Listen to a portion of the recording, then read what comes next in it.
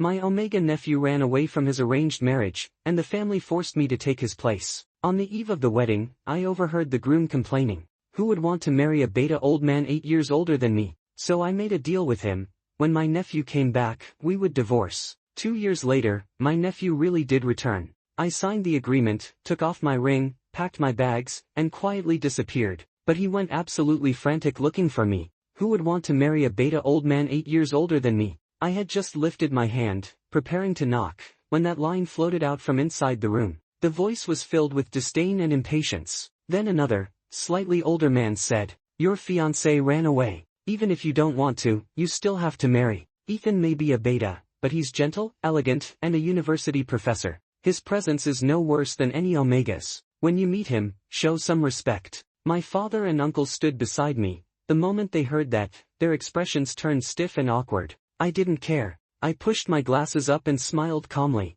I knocked, then opened the door. The Miller father and son inside froze in mild surprise. I greeted them with a warm, polite smile. "Ethan, there you are." Everyone exchanged formalities as if nothing had happened. President Miller introduced us. "Professor Ethan, this is my son, Logan. Please look after him." I let my gaze drift toward my temporary spouse. Logan Miller, the eldest son of the Miller family, 24 years old. Around 190 centimeters tall, wearing a striped business suit with a black shirt underneath. The fabric stretched over muscles packed with strength. His features were impeccable, sharp jawline, deep-set eyes, striking presence. His aura hit like a wave. No surprise, an S-rank alpha. Of course someone like him wouldn't want a beta uncle like me. I ignored the insulting remark I'd overheard earlier. I smiled at him gently and extended my hand. "Pleased to meet you." Logan blinked, then pressed his lips together before shaking my hand. It was our first meeting. A few days later, Logan and I registered our marriage and held a grand wedding ceremony. The wedding had originally been meant for my nephew, Tristan, but he'd run off at the last minute, chasing his dreams and leaving everything behind. The news of the alliance between our two families had already spread across the business world. The arrow was on the string. For the family's reputation, my grandfather and uncle personally asked me to replace Tristan, only because I was the only unmarried adult left in the family. After the wedding, Logan immediately pulled out 2 copies of an agreement. He told me bluntly, "Let me be clear, you're not my type. My dad said as long as Tristan comes back, I can exchange partners. Before that, we follow these rules, don't expect anything real from me, and don't interfere in my private life." I replied calmly, "No problem, that's exactly what I want." Marrying him was never my desire, reaching mutual understanding was ideal. The agreement stated that once Tristan returned, I must divorce Logan unconditionally. He would provide financial compensation. Good. Refreshingly straightforward. Logan nodded in satisfaction. He signed first and pressed his fingerprint. "I've signed. You keep the agreement." Then he walked out of the wedding suite without even a backward glance. 2 years later, half asleep, I felt something tickling my lips and cheek. I forced my eyelids open. Logan's handsome face filled my entire field of vision. He rubbed his stubble against me while one arm slipped under my sleep shirt to pull me closer. "Wake up. Breakfast is ready." I pulled his hand away irritably and turned over to continue sleeping. Logan leaned over me with a mischievous grin. "Not getting up? Do you need extra motivation?" I mumbled, half dreaming, "Don't bother me, 5 more minutes." I had spent the past few days sorting research materials, working late into the night. Logan complained, "How many days have you ignored me? You promised you'd go watch the race with me today. Get up, or I'm pulling your pants off." I immediately grabbed his hand to stop him. Fine, I'm up. Let go." If he succeeded in that little threat, I wouldn't get anything else done today. Logan lightly bit my earlobe, not hard, but enough to make me flinch. His breath brushed against my ear as he whispered, "I'll let you off for now, but you owe me tonight." Still half asleep, I let him herd me into the bathroom. As usual, Logan had already filled the cup with mouthwash and squeezed toothpaste onto my toothbrush. "Hurry up, I'll reheat the pancakes." He dashed out toward the dining area. I brushed my teeth while staring at myself in the mirror, dazed, recalling the past 2 years. When we first got married, Logan and I could barely tolerate each other. Who could have imagined we'd end up like this, constantly glued together? It all started a year and a half ago. We had traveled to a neighboring city to attend his grandfather's 70th birthday banquet. That night, Logan had been drinking and entered a heightened emotional state. He pushed past my protests and overwhelmed me with sheer intensity. I couldn't get out of bed for 2 days. When he sobered up, he showed zero remorse. If anything, he seemed pleasantly surprised. saying he never expected we'd feel that good together. I wasn't young anymore, and we were legally married. I couldn't exactly accuse him of anything outrageous. I simply accepted fate. Calmly, I told him, this was an accident. It can't happen again. He didn't take it seriously. A few days later, he wanted to initiate things again.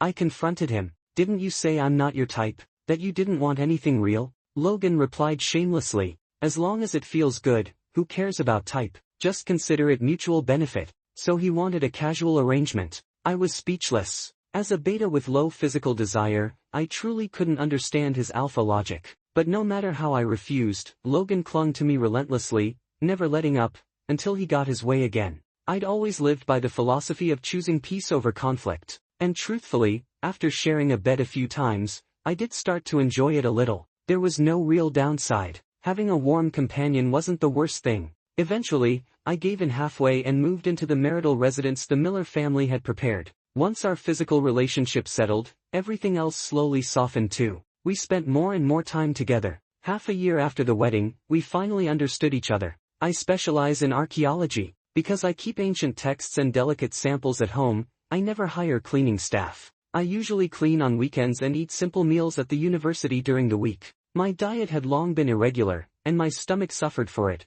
so Logan learned to make soups to help my digestion and cook dishes he knew I liked. I was shocked that a wealthy young master could cook that well. He proudly said, when I studied abroad, none of the hired cooks made food that tasted right, so I learned myself. What? Impressed by your husband? Sometimes, to add fun, he'd take me sailing, skiing, or even chasing the northern lights, though he always had ulterior motives involving changing locations for intimacy. But he also indulged my interests. He accompanied me to museums, watched mystery films with me, and even tried pottery together. Every morning, he'd go for a run, then come back and prepare breakfast before waking me. We were technically just physical partners, but our daily life looked no different from any ordinary couple. But I never forgot the agreement between us. I constantly reminded myself not to fall in too deep. Sharing a bed wasn't a big deal, but falling in love would be a disaster. After breakfast, Logan and I headed to the racetrack. He used to love motorcycle racing and even formed his own team.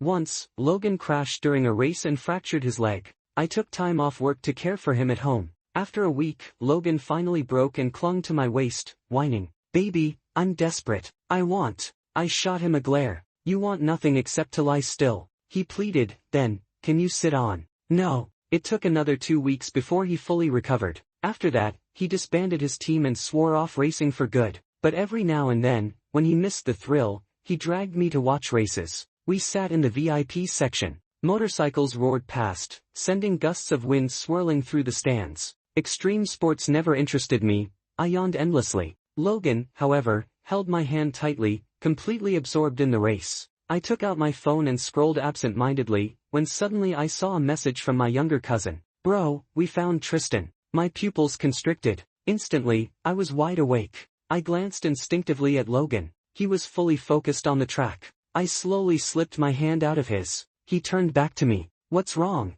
"Bathroom." I stood up. He stood up too. "I'll go with you." "No need. I know where it is. Keep watching." The race was entering its final lap, the riders preparing to sprint. He didn't insist and sat back down obediently. I quickly walked to a quiet corner and called my cousin. As soon as he picked up, I asked directly, "Where is Tristan?" He rambled excitedly. "That kid ran off to chase some singer dream, got scammed so bad he practically lost his underwear. Later he ended up singing in some countryside bar. Dad's people found him 2 days ago. My dad and his dad went to grab him personally. He should be back today." My heart jolted. "Today?" "Yeah. His family's embarrassed, so they didn't tell anyone. I'm telling you behind my dad's back." A storm churned inside me. I'd always known Tristan would return eventually, but I hadn't expected it to happen so suddenly. My cousin kept ranting. "That brat ruined your life. You didn't even want to marry, but because of him, you had to marry that impossible to please young master from the Miller family. What a mess.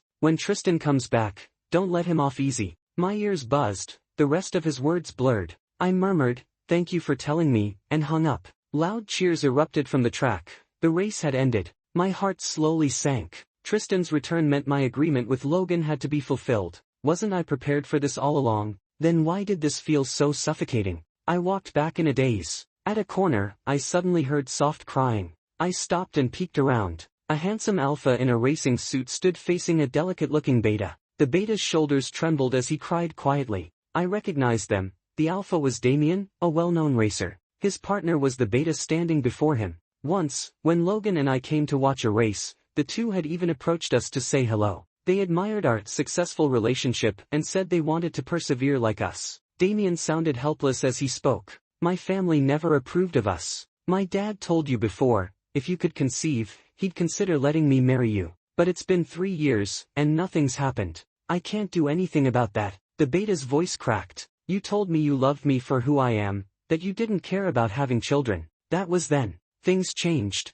I knew I shouldn't be listening, but I couldn't make myself walk away. Before I could move, a delicate-looking Omega hurried over. He called out sweetly, "Darling." He grabbed Damien's arm possessively and snapped at the beta. Why are you still coming to see Damien? Can't you take a hint? Are you asking me to say something nasty? The beta stared blankly. Damien, Damien scratched his cheek awkwardly. The Omega lifted his chin proudly and declared, I'm Damien's fiancé. Our families have already met. And you, stop deluding yourself. A beta who can't even give birth wanting to marry an alpha, trying to cut off someone's bloodline. The beta's face turned ashen. Trembling, he asked Damien, Is it true? Damien barely whispered yeah. The beta stumbled back, covered his mouth in humiliation, and walked away. Damien watched him leave, torn, but never followed. The Omega clung to him, whining and warning him not to rekindle old flames. Damien could only soothe him helplessly. After they left, I stood motionless for a long time. What I had just witnessed was a mirror of my own situation, with Logan, and with Tristan. To outsiders, an A-B pairing was always viewed as flawed, unstable, doomed. To them, a beta meant ending an alpha's lineage. I exhaled shakily, removed my glasses, and rubbed the bridge of my nose. Once I calmed myself, I returned to the VIP area. Logan beamed. The team I support won. I smiled softly. That's great. Logan wrapped an arm around me. There's still time. Want to go to the museum later? There's a new exhibition this weekend. I shook my head. No, I'm tired. And I truly was. I used to handle all-nighters easily, but lately even a few days of exhaustion hit me hard. Age spares no one. All right, after we eat, we'll go home. Let's go to your favorite private kitchen restaurant. Sure, anywhere's fine. That restaurant was small, quiet, the owner a gentle Omega. He personally served our dishes. When I saw his slightly rounded belly, I immediately said, You should rest. We've been coming here for years. He laughed shyly. It's fine.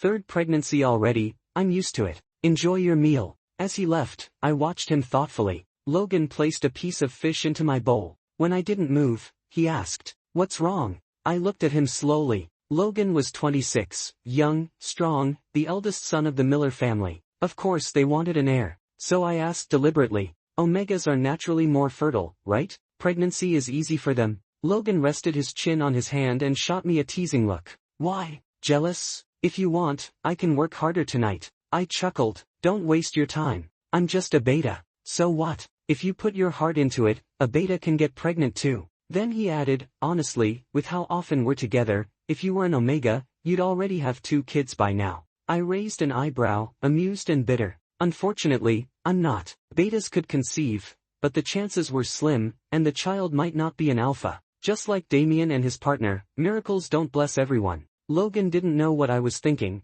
He only nudged my bowl. Stop overthinking. Eat before it gets cold. But the food had no taste anymore. I had already made up my mind. Good days never last forever. Dreams end eventually. That night, Logan clung to me with insatiable affection. I responded more warmly than usual. One last time. A farewell keepsake. The next morning, Logan had a golf appointment with business partners. He wanted me to come, but I found an excuse to stay home. I had already scheduled a moving company for that morning. They arrived and packed everything in an hour and a half. I opened the safe and took out that agreement. Logan's signature and bright red fingerprint erased the last traces of hesitation inside me. When he signed the agreement back then, Logan had been so decisive. So now, there was nothing left for me to hesitate about. I picked up the pen, wrote my name in one clean stroke, and pressed my fingerprint beside it. I placed one copy of the agreement on Logan's desk in his study, then removed the platinum wedding band from my ring finger and set it on top of the papers. I checked the time. Logan wouldn't be back until late afternoon. If I left without a word, what reaction would he have? Would he feel reluctant, or angry? I shook my head at my own wishful thinking. Logan had always preferred soft, adorable omegas. The only reason he accepted me, a beta older than him, was because I was convenient, readily available. Why would I keep embarrassing myself? I admitted that I once had unrealistic hopes about him, convincing myself that beyond the physical part, he might actually have some genuine affection for me. But reality was clear. I was older, I was a beta with low fertility, and our marriage had only been a forced alliance in the first place. Now that Tristan, the person he originally wanted, was back, I shouldn't keep occupying a place that was never meant for me. I wasn't ready to hear news about the two of them. Not yet, so I already made a plan. I emailed the university leadership, applying to use all the accumulated vacation days from the past few years in one go. At 3 in the afternoon, Logan sent me a message. "Baby, are we eating at home tonight or going out?" The word baby stung a little.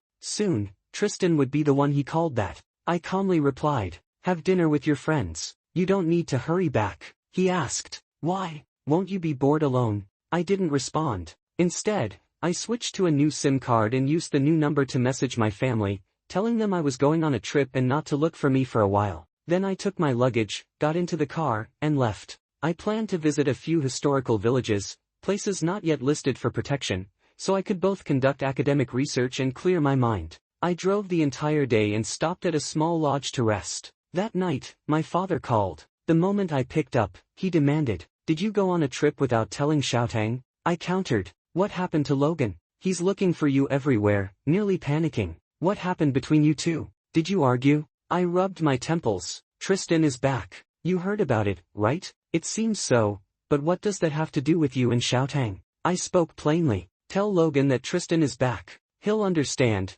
We need to fulfill the agreement." "What agreement?" "You should call him yourself and explain." "I drove all day, Dad. I'm exhausted. Let's talk another time." I hung up and turned off my phone. The next day, I contacted a junior from my university days. He was also a beta, named Edward, now running his own private studio with a flexible schedule. The moment he heard I was heading to do fieldwork in ancient villages, he offered to join me. We met in a small town nearby. He had even hired a local guide for us. I expected an elderly villager. Instead, the guide was a young, bright-looking alpha. "Hello, Mr. Ethan. You can just call me Arthur." He greeted me warmly, shaking my hand. I returned the smile. "Nice to meet you. I'll be in your care." Edward added, "Arthur's a long-term guide around here. With him leading, we'll save ourselves a lot of trouble." Since Edward arranged everything, I had no objections. The village wasn't accessible by car, so we had to hike in. Arthur led the way, and whenever we reached rough terrain, he would glance back and offer me a steadying hand.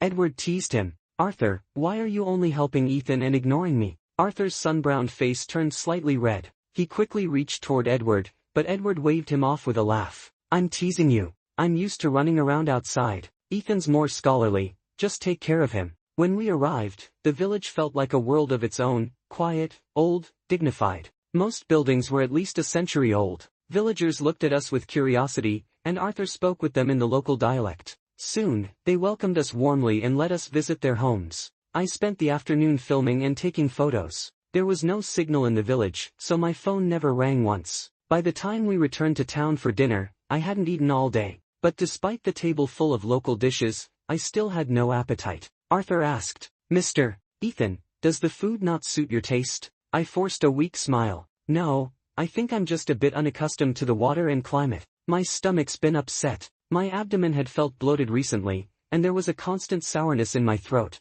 I managed a few spoonfuls of soup and a couple bites of food. As I was eating, my phone rang. The caller ID showed it was from Heisher, a family member. I answered, "Where did you go? Your phone's been unreachable." Logan's voice came through, anxious, angry. I stood up and walked aside. "Oh, bad signal here. What's wrong? I should be the one asking you. What's going on? Why did you suddenly go on a trip? If you wanted to travel, just tell me. I could take time off and go with you." Logan's words came rapid and sharp. I wondered if he truly didn't understand. I spoke steadily. "Logan, my nephew Tristan is back. According to the agreement, our marriage ends here. I've already asked my lawyer to start the process. Once I return, we can finalize the divorce." He was silent for a few seconds. Then he exploded. "What are you talking about? You're divorcing me? You seriously want to divorce me? Say that again." I had to hold the phone away from my ear. His reaction baffled me. When he finally stopped shouting, I continued, Logan, the agreement was drafted by you, and you signed first. We agreed that once Tristan came back, we would divorce. Don't tell me you forgot. Logan stammered. But I switched to a business-like tone. Please deliver the compensation you promised. I'm busy now, we'll talk later. I hung up. He immediately called again. I answered impatiently. What now? His tone changed completely. Baby, did I do something wrong? Did I upset you? Why was he still calling me that? I held my voice steady. You didn't do anything wrong. I'm not angry. We're just honoring the agreement. And please stop calling me baby. That's Tristan's. Before I finished, Edward ran over. Senior, tomorrow should we go? Oh. He stopped when he saw I was on the phone. Logan heard his voice. He erupted again. Who are you with? Which guy is that? He's my junior. Then I caught myself. Why did I owe him any explanation? So I changed my tone. That's my personal matter. It has nothing to do with President Miller.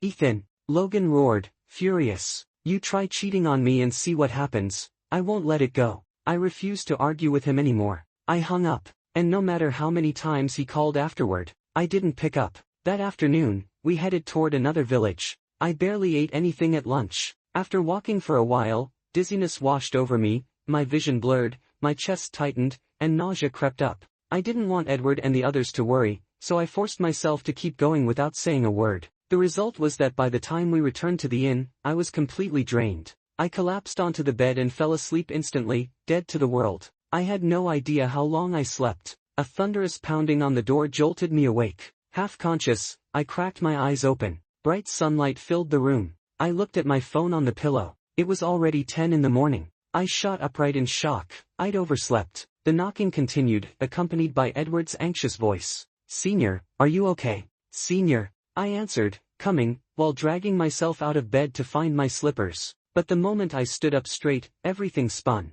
My head felt heavy, my legs weak. I grabbed the nightstand for support. Low blood sugar. I wondered hazily. When I finally steadied myself, I put on my glasses and opened the door. Sorry, I was just about to apologize to Edward when I caught sight of the man standing behind him, Logan, with a storm brewing on his face. My heart dropped. What on earth? Why was he here? Logan's hair was a mess, his eyes bloodshot, faint stubble darkening his jaw. He looked like someone who hadn't slept in nights. I sucked in a breath, about to speak, when Logan brushed Edward aside and strode toward me in a single step. He pushed me back into the room, slammed the door shut behind us, and the lock clicked into place. From outside, Edward called out, Senior, I explained to your husband. We're really just friends, please tell him to calm down. Inside, neither Logan nor I spoke. He stared at me like a hunter who had finally cornered his prey. I had been ready to stand my ground, but under his gaze, even I started to feel guilty. Forcing myself to stay composed,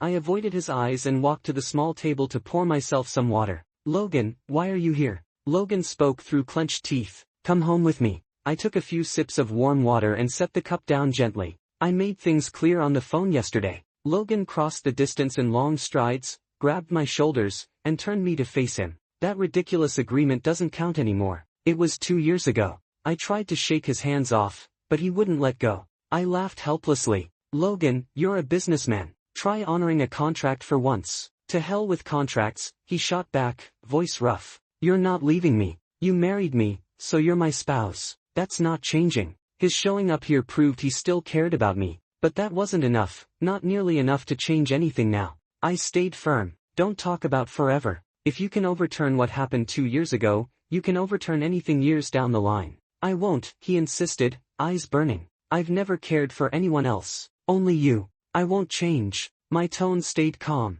Logan, I'm 34. I'm not some naive kid. I've seen too much. At the end of the day, marriage survives on conscience, not feelings. Logan stared at me, stunned. So you're saying I don't have a conscience? I'm saying I don't. I slapped his hands off my shoulders and spoke each word with clarity. I'm someone who isn't likely to have children easily. Even if you don't marry Tristan now, there will always be plenty of omegas for you to choose from. Your family pushed you to marry me only to buy time.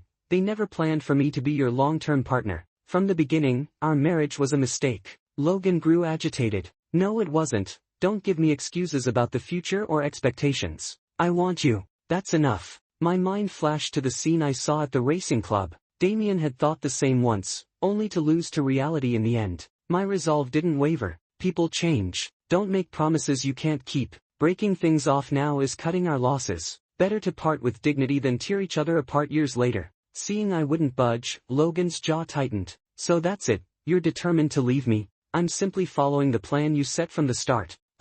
Before I could finish, Logan suddenly lifted me by the waist. My vision swayed as he hoisted me over his shoulder. What are you doing? Put me down. I pushed against his back with both arms, struggling, but he controlled me effortlessly. If you won't walk, I'll carry you back myself. With that, he opened the door. Ignoring Edward's shocked face, Logan marched forward. Edward stammered, "Senior." I reached toward him desperately. "Edward, help me." Panicked, Edward rushed ahead to block Logan. "Mr. Lee, please, take a breath, talk this out. This is between us," Logan snapped. "Outsiders should stay out of it." Edward froze, unsure what to do. Logan walked around him, continuing toward the stairs. My glasses fell from all the struggling. I pounded on Logan's back. "Let me down. You can't force me. Put me down." Before Logan could take another step, a dark figure flashed past. With a loud thud, the newcomer punched Logan. He staggered and loosened his hold, giving me the chance to regain my footing, barely,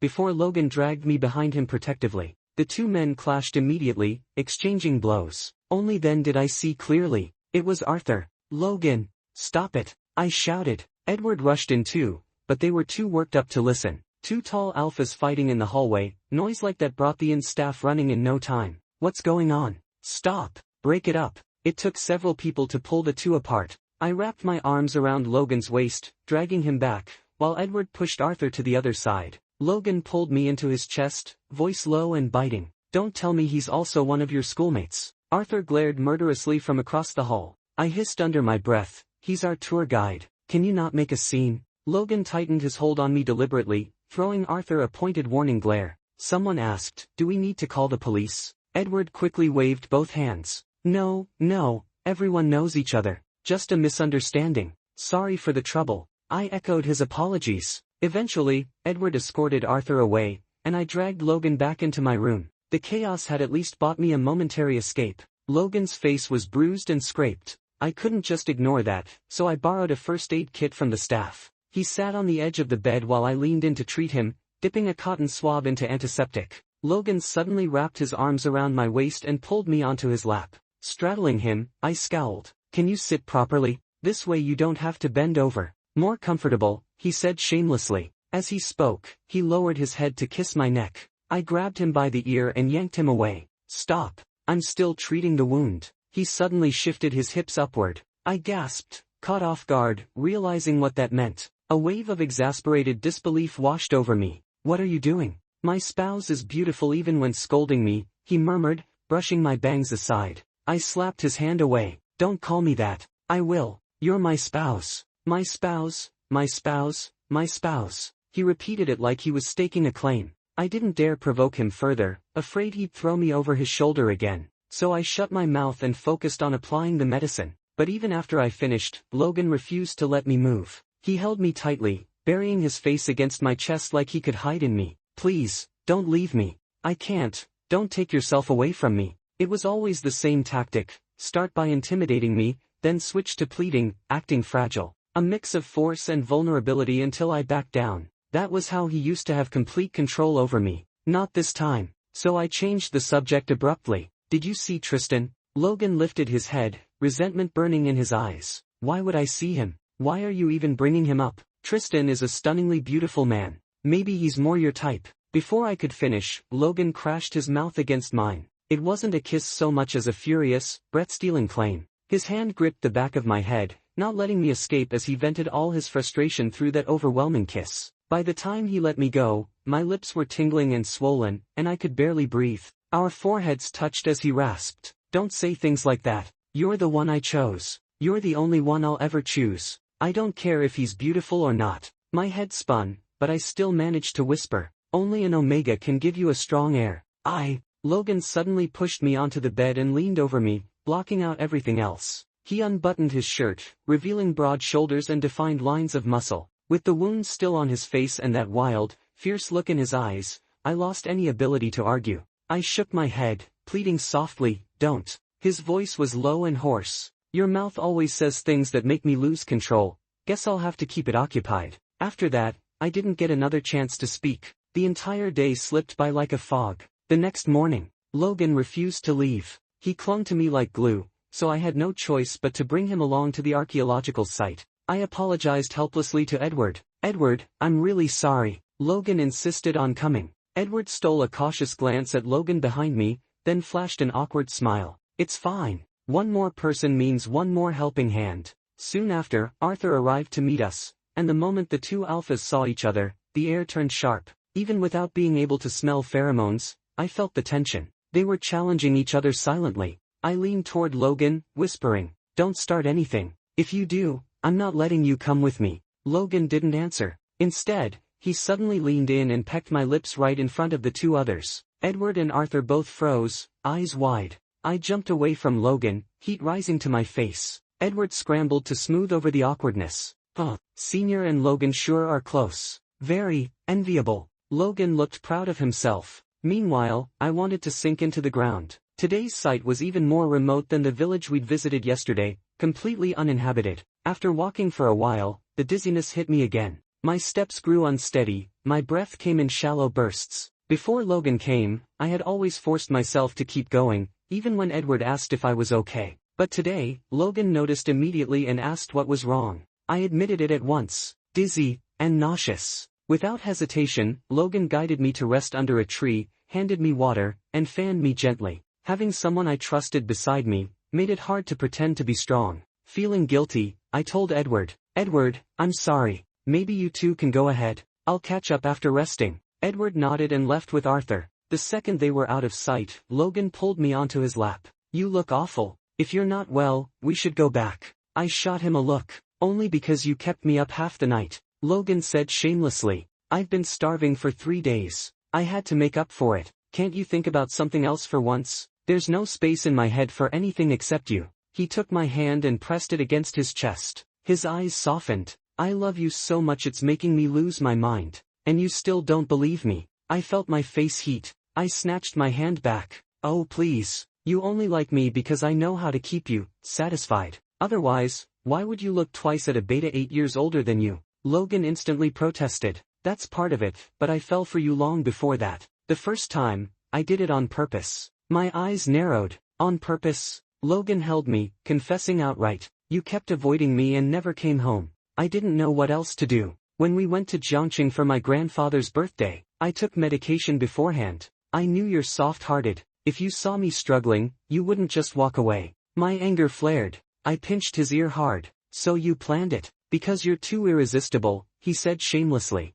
"No pheromone, yet you drive me crazy. Slim waist, sharp lines, that smile of yours, pure and dangerous at the same time. Every time you speak, I lose control. You were born to haunt me. You." I truly didn't know whether to be angry or to laugh. Logan wrapped his arms around my waist, voice softening. "Please, let's make up. I know I said awful things before. I shouldn't have hurt you. Don't leave me." I forced myself to stay clear-headed. "That's not the issue. Alpha and beta don't end well." Logan cut me off. "Just say you're insecure." "Fine. What if I sign everything over to you when we get home? All my shares. If I ever betray you, I'll walk away with nothing." I faltered. "Don't joke about that. That's your family's entire estate. What's mine is yours." Before I could respond, the ground began to tremble violently. Then, sharp cracks, stones rained down. I looked up. The slope beside us was collapsing, rocks and dust crashing downward. A landslide. I didn't even have time to react before Logan grabbed me and sprinted.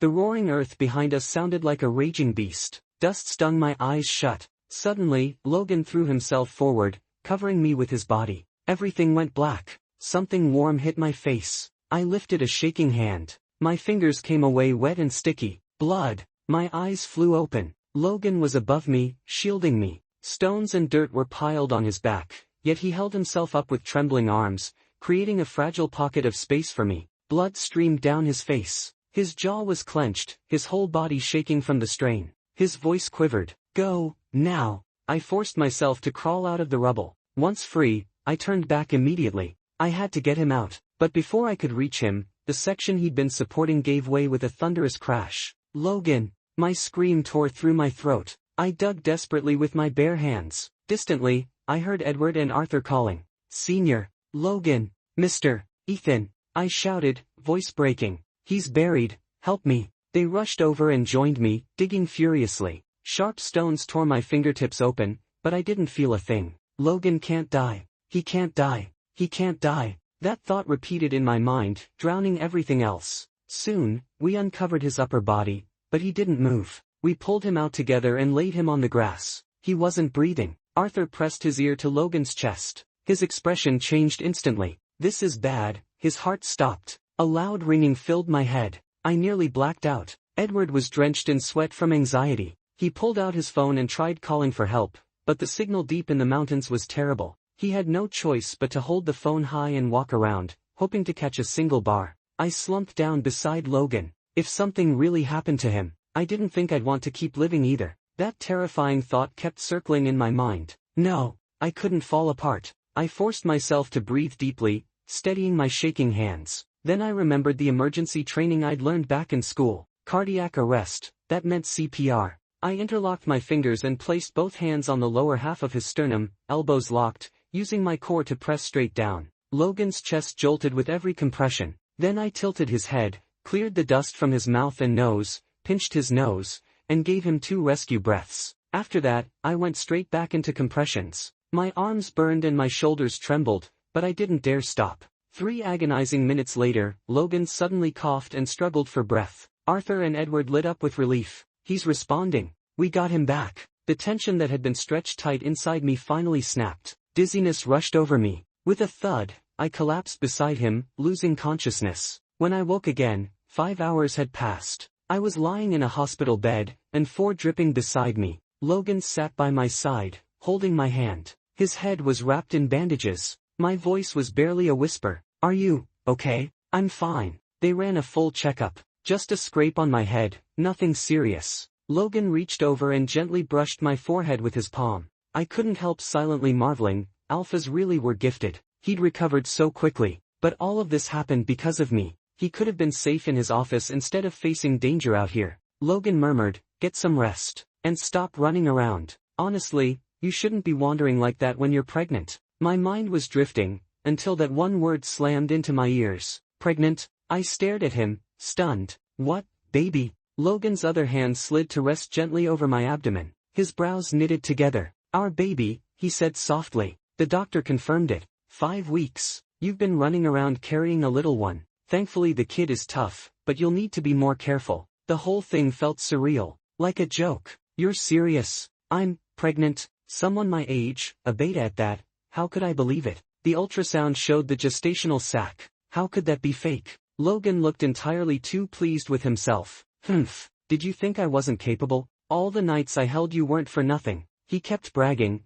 but I barely heard him. Never, not even in dreams, had I dared imagine carrying Logan's child. So the nausea, the dizziness, the fatigue lately, they weren't age catching up to me. They were pregnancy symptoms. Logan lifted my hand and pressed a kiss to the back of it, putting on a mock scolding tone. "Still thinking about running away from me? Even if you tried, I'd chase you to the ends of the earth." My eyes burned with heat. Just earlier, Logan had lain unconscious under the rubble, his pulse stopped. I almost lost him forever. And now not only had he survived, but fate had handed me this impossible gift. I was overwhelmed by the sheer weight of it all. With trembling fingers, I clasped his hand back. "I'm not running anymore. I'm not going anywhere." Even without the baby, I wouldn't have left Logan again. In that life and death moment, he had shielded me without hesitation. I could never doubt his feelings again. And even if our passion someday cooled and life slipped into ordinary routine, I finally felt brave enough to face whatever future awaited us, together. And that brings us to the end of today's story. But before we wrap up, I want to share a few thoughts, because this novel isn't just about romance. It's about identity, choices, and the cost of loyalty. What strikes me the most is how Ethan, a beta who grew up believing he should take responsibility, keeps giving up pieces of himself to protect others. But the more he compromises, the more life pushes him to his limits. His quiet strength makes him one of the most compelling characters in this genre, not loud, not dramatic, but incredibly human. And then there's Logan. At first glance, he seems like the typical proud alpha, the kind who treats relationships like contracts and obligations. But as the story unfolds, we see cracks in that facade, the confusion, the attachment, the panic the moment Ethan disappears. It raises an interesting question: is love defined by instinct, or by the choices we make again and again? The novel also confronts the prejudice embedded in the ABO world, how people judge others based on their biology, their fertility, their value.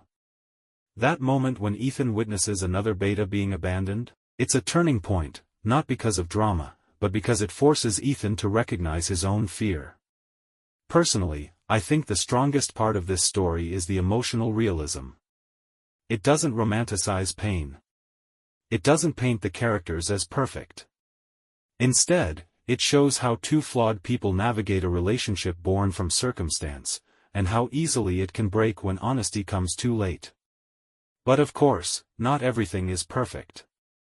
Some readers might feel frustrated with Logan's early behavior, or wish Ethan stood up for himself sooner. And that tension, between what we want for the characters and what they actually do, makes the story feel even more real.